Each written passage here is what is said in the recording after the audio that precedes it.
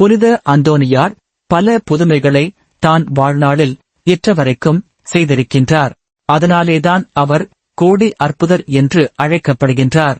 அவர் வாழுகின்ற போதும் இறந்தவுடனேயும் அதற்கு பிற்பாடு இன்று வரையும் கோடான கோடி புதுமைகளை கோடிக்கணக்கான பக்தர்களுக்கு புரிந்து வருகின்றார். ஏன், இதை கேட்டுக் கொண்டிருக்கின்ற உங்களுக்கு கூட புனித அந்தோனியார் புதுமைகள் செய்திருக்கலாம். இங்கே சொல்லப்படுகின்ற புதுமைகள் எல்லாம் அதிகாரபூர்வமாக ஏற்றுக்கொள்ளப்பட்டு எழுதப்பட்டவை. இவைகள் தவிர எழுதப்படாத பல புனித அந்தோனியாருடைய புதுமைகள் மக்களினுடைய வாழ்விலும் உள்ளத்திலும் நிறைந்திருக்கின்றது.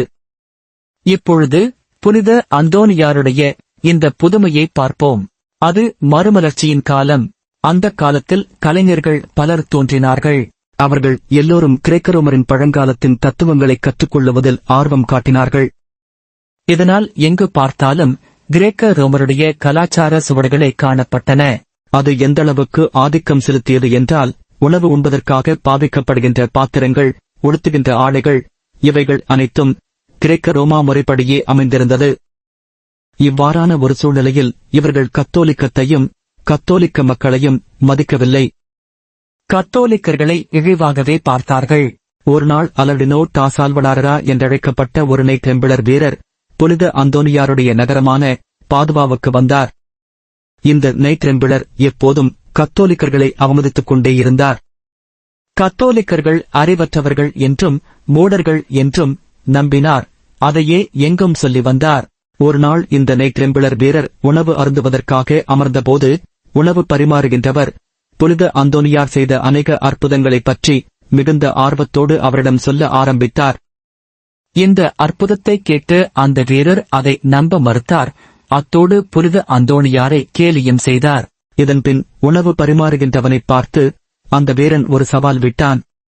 அந்த சவால் புனித அந்தோனியாருக்கு எதிரான சவால். அந்த சவால் என்னவென்றால், நான் இப்பொழுது இந்த கண்ணாடி பாத்திரத்தை நிலத்தை நோக்கி எறிவேன். ஆனால் இந்த பாத்திரம் நிலத்தில் மோதி உடையாதபடி புனித அந்தோனியார் செய்ய வேண்டும் என்று கூறினான். அவன் இவ்வாறு கூறிக்கொண்டே அந்த கண்ணாடி பாத்திரத்தை நிலத்தை நோக்கி எறிந்தான். அங்கே நடந்த அதிசயம் என்னவென்றால், அந்த வீரன் எறிந்த கண்ணாடி பாத்திரம் வேகமாக நிலத்தில் விழுந்தும் அது உடையவில்லை. அதற்கு பதிலாக அந்த நிலமே உடைந்தது.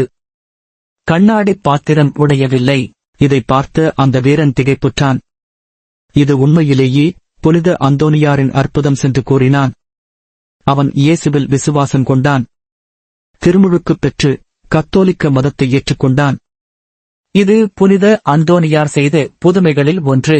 புனித அந்தோனியார் செய்த புதுமைகளின் பின்னாடி இருக்கின்ற நோக்கத்தை பார்க்கின்ற போது, மக்களிடம் இருந்த விசுவாசம் இல்லாத தன்மையை நீக்கி விசுவாசத்தை உறுதிப்படுத்தி கடவுளிடம் அவர்களைக் கொண்டு வந்து சேர்த்தார். புனித அந்தோனியாருடைய அற்புதத்தை பெற்றவர்கள் மனம் மாறினார்கள், கடவுள் மேல் விசுவாசம் கொண்டார்கள், வாழ்வில் நல்லதைச் செய்யத் தொடங்கினார்கள்.